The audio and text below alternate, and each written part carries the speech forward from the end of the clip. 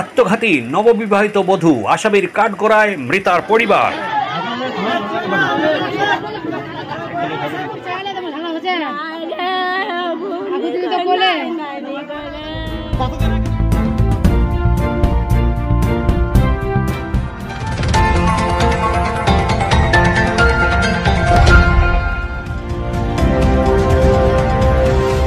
স্বামীর সঙ্গে সংসার করতে নারাজ নববধূ, বিয়ের 2 মাসের মাথায় ফাঁসিতে ঝুলে আত্মঘাতী নাবালিকা বধূ।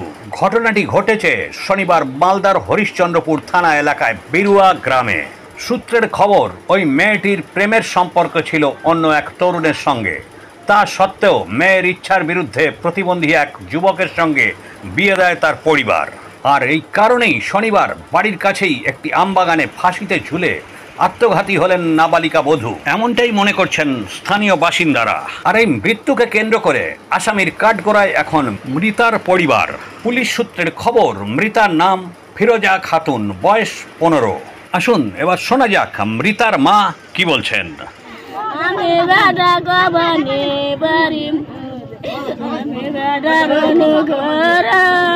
না কোনো কি শ্বশুরবাড়িতে কোনো অশান্তি ছিল আপনার মেয়ের?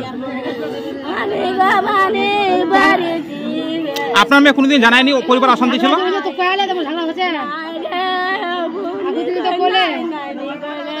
কতদিন আগে বিয়ে দিয়েছিলেন মেয়ের? 2002 কতদিন আগে বিয়ে দিয়েছিলেন? 2 মাস হলো। তো তারপরে কি শুনলেন? আপনার মেয়ে এখানে এসেছিল? এখানে ছিল? এখানে আসা 10 দিন হলো। তো তারপর কেন ফাঁসিতে ঝুলে মারা গেল, কি কারণে?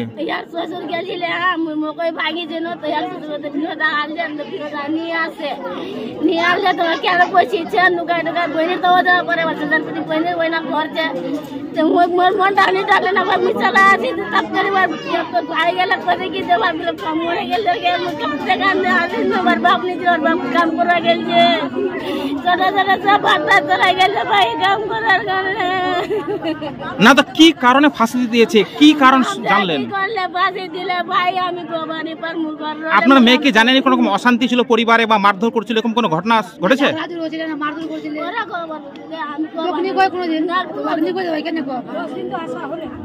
এটা কি আপনার বড় মেয়ে ছিল? আপনার ছেলে মেয়ে কটা? আর কখন শুনলেন যে আপনার মেয়ে ফাঁসিতে মারা গেছে?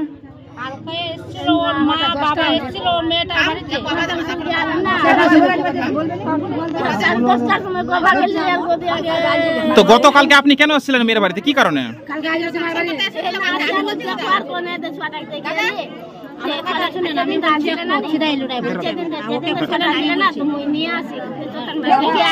না গতকালকে কি কারণে এসেছিলেন মেয়ের বাড়িতে?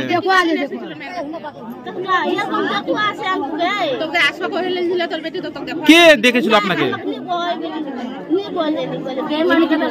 কে বলে, কেউ আসতে বলেছিল আপনাকে এখানে?